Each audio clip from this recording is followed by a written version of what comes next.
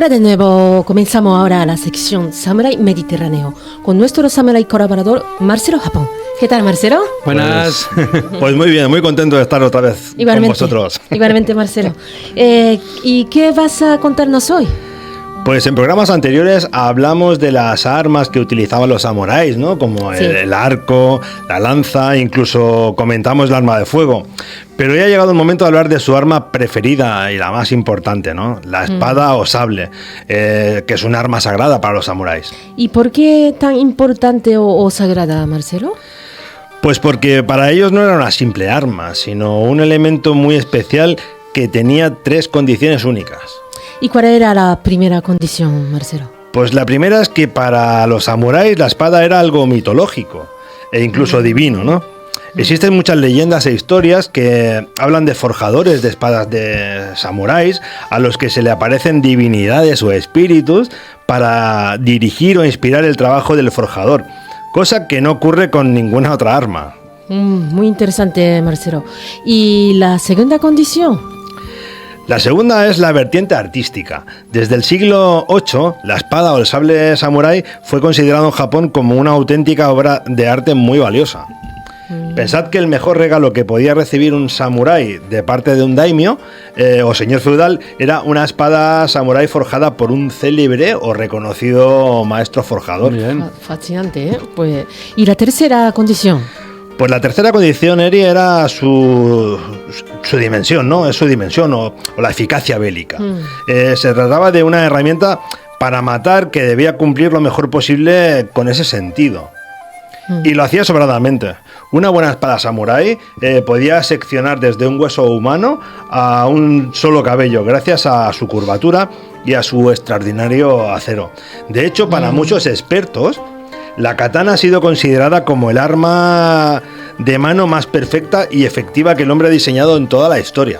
Esto impresiona, esto, ¿eh, Marcelo? Y aparte, ¿qué más nos cuenta? ¿Qué puede más decirnos más de los sables samuráis o las espadas? Pues 2 cosas más muy interesantes. La primera es que aunque la mayoría de katanas tienen forma curva, en los siglos 8 y 9 las espadas eran aún rectas. Eran rectas. Y luego descubrieron que las katanas en forma de curva eran más letales y efectivas. Exactamente, Daniel. Y el segundo dato, y muy sorprendente, es que aunque la hoja de las katanas normales mide entre 60 y 90 centímetros, más o menos dependiendo de tu estatura, ¿no? En los siglos XIII y XIV, el famoso herrero o forjador de katanas Masamune Ozaki llegó a fabricar extraordinarios sables que medían hasta 2 metros. ¿2 metros? 2 metros. No se te acerca nadie con 2 metros. Sí que es largo eso. Increíble, ¿eh? Esto sí que es increíble, Marcelo. 2 metros. Sí. Y eso me lleva a otra pregunta. Además de la katana, ¿cuántas clases o tipos de espadas o sables samurái existen? Pues existen varios tipos de espadas además de la katana, como la wakizashi o la tachi, ¿no? Pero yo no soy experto en este tema y como a mí me parece muy interesante, hemos traído hoy vamos a hablar hoy en Japofan con un gran experto reconocido internacionalmente. Genial, pues ¿de quién se trata? Pues se trata del señor Marcos Sala Ibars, doctor en Historia del Arte de la Universidad Complutense de Madrid y gran experto en armamento samurái y las tradiciones marciales japonesas. Hola, Marcos. Hola, buenas tardes. Buenas. Muchas gracias por invitarme. Bienvenida a Japofan. Muchas gracias. Bueno, Marcos, lo primero que nos gustaría que nos explicaras es la importancia de la katana para un samurái, que según he leído era como el reflejo de su alma. Sí, bueno, vamos a ver, la katana, el sable en general es, como habéis dicho, tiene una dimensión mitológica, una dimensión de leyenda y también histórica muy vinculada a toda la clase guerrera japonesa antes inclusive de que existieran los samuráis. Que ya cuando empiezan a aparecer estos guerreros dentro de la nobleza guerrera, estos samuráis, empiezan a tomarla como un arma propia, lo que es el sable curvo, que habéis comentado, primero recto y luego curvo, en una época, por ejemplo, en el siglo XII, en la que todavía el arco estaba por encima como arma prioritaria para los samuráis. Pero luego, poco a poco, fue tomando más importancia el sable, hasta el punto que en el siglo XVII, cuando acabaron todas las batallas campales, el denominado periodo Edo, pues se estableció que la katana y en concreto la pareja de katana y wakizashi, pues iban a ser las armas identificatorias del samurái, tanto como su condición de noble como su condición de guerrero. Muy interesante. ¿Y cómo aprendían a usarlas? ¿Es verdad que comenzaban de niños su formación? Sí, bueno, vamos a ver. La formación del samurái estaba dispuesto por una serie de escuelas. Depende de la categoría, porque había muchas categorías de samuráis, ¿no? De samuráis muy pobres, casi rozando la indigencia, a samuráis de mucho dinero, de mucha alcurnia. Pues depende de la categoría, iban a determinadas escuelas, y en esas escuelas pues se les enseñaba pues también un poco en función de la categoría de la que provenían, ¿no? Es decir, a un samurái de una clase muy alta, pues obviamente se le iban a enseñar cuestiones relativas a la política, a la retórica, a la oratoria, y a un samurái de clase más baja quizás se le enseñaba algo más dedicado a los trabajos manuales y a lo que era más el uso bélico de la espada.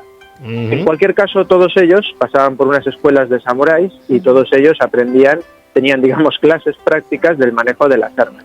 Si bien es cierto que hasta que un samurái no cumplía una mayoría de edad, realmente a los 16 años, no se le entregaba un sable propiamente dicho, una katana. Antes tenía lo que se llamaba una katana de niño, que era un elemento simplemente simbólico, que no estaba destinado en ningún momento a usarse, y cuando acudían a estas sesiones de entrenamiento, simplemente lo que utilizaban era espadas de madera para práctica.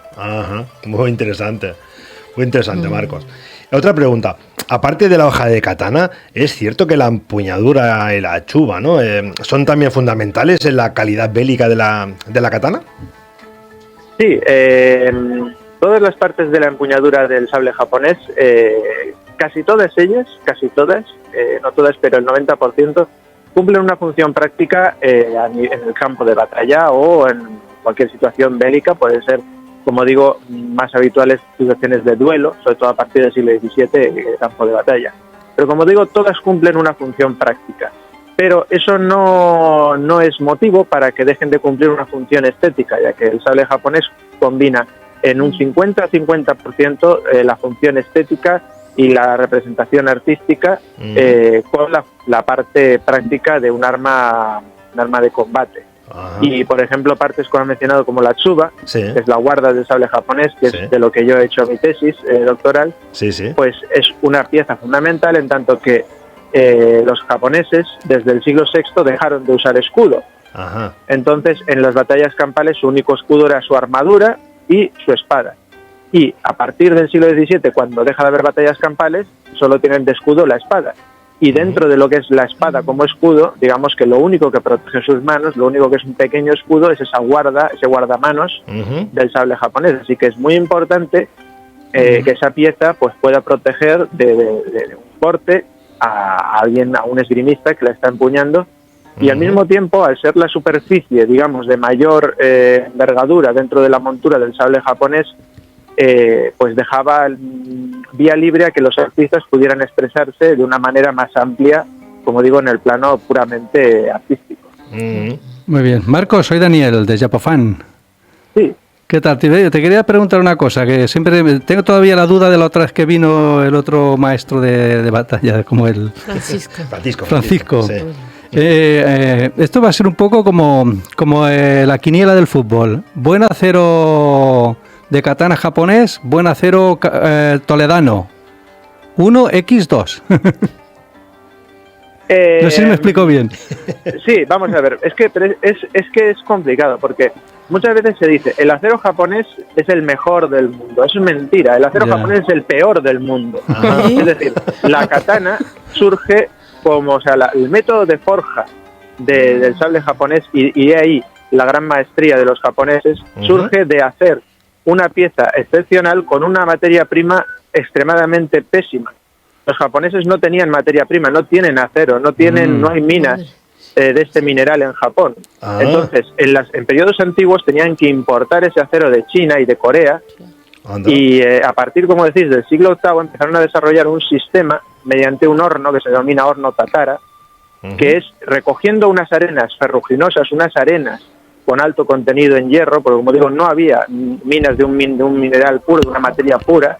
Entonces, tomando estas arenas que tenían un pequeño contenido en hierro, pues introducían toneladas de estas arenas en un horno con toneladas de carbón vegetal y por aproximadamente, pues, qué decir, de a lo mejor 15 toneladas de arena y 15 toneladas de carbón podían extraer a lo mejor 5 o 3, quizás 3 toneladas de este acero que se denominaba tamahagane, que es el acero con el cual se forjan pues no solo las katanas, sino los cuchillos buenos japoneses, las tijeras buenas japonesas. Entonces, el acero japonés, que es por denominación de origen el acero tamahagane, es un acero extremadamente bueno, pero que surge de una materia prima, que es el hierro, extremadamente mala.